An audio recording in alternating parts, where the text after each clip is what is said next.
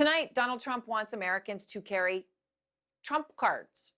So the former president's political action committee emailing his supporters, asking them to choose from these 4 card designs, announcing that they are launching official Trump cards for his strongest supporters to carry. Now, this raises eyebrows for many reasons. I mean, membership cards to be in a political party, of course, goes back to the Nazi Party, the Italian Fascist Party, and now communist parties in several countries. That's who does this sort of thing. One of Trump's designs is drawing comparisons actually to the Nazi war eagle, which is obviously a hate symbol. It's listed as such by the Anti-Defamation League. Out front now, Bill Kristol, editor-at-large of The Bulwark and director of Defending Democracy Together. So, Bill, the campaign sends out these emails. They're the strongest supporters to carry. You can pick from your 4 designs, to nominate. What do you make of this? Yeah, hi, Aaron. I don't know if you carried around any cards, when you were younger. I think I was trying to think, did I ever carry around a card professing loyalty to a person or idolizing a person? And the closest I can come is I may have carried around a baseball card. Al Kaline, the Detroit Tigers right fielder. This is before you were born, of course, was my hero. And so I didn't like the Yankees. And I was living in New York. Anyway, Kaline is a wonderful right fielder, wonderful baseball player. Really an impressive man, actually. Anyway, I carried around his card, but I was, of course, 10 years old, So it's one thing. I think 10-year-olds should carry around baseball cards, but adult citizens should not carry. It's something weird about carrying around a card of a politician. And Al Kaline was a really good baseball player, and Donald Trump was not a good president. So. Well, I mean, it is bizarre, and as I point out, it is something that has been done, in communist countries, fascist countries. That's the history of the card carrying. Well, it's the authoritarian thing, don't you think? Member. Right? I mean, the authoritarian and side also of it not is to what, mention it. Yeah, the authoritarian side, but it's also, Bill, in the context of the people who are being told that they can carry around these cards to show their fealty to the former president are the same wing of the Republican Party who say that if they're asked to carry a vaccine card, that it's some sort of a fascist state asking them to do this. I mean, just listen to this. I'm not going to go up there and show my vaccine passport.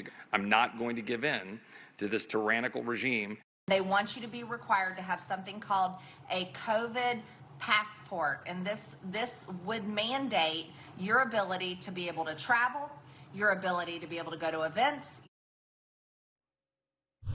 No vaccine passport, yes. Trump loyalty card. Do you see hypocrisy?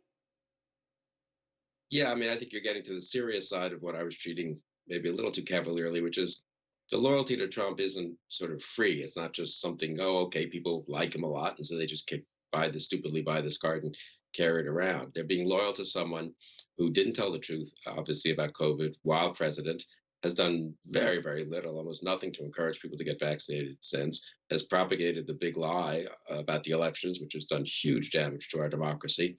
And that's the person whose card they want to carry. So it's not just silly. I mean, I came to Washington, worked in the second term of the Reagan administration, and we really looked up to President Reagan. And in retrospect, we probably overdid it a little, but there was nothing like this. And here, the idolization of Trump goes along with denying the truth, So all of this comes as Tucker Carlson is broadcasting from Budapest right now and celebrating the right-wing populist Viktor Orban's regime, which has been criticized for, years of crushing democracy in Hungary. And here's some of what Carlson said just last night, celebrating Orban's leadership. International pressure. They called him all kinds of names. The EU called what he was doing illegal, but he did it anyway. He built a wall. We said to a Hungarian minister who was standing there, it's hard to believe that's your policy. When you come here illegally, you're just escorted out politely. And he said, quote, we're a serious country. How embarrassing to be an American in a conversation like that.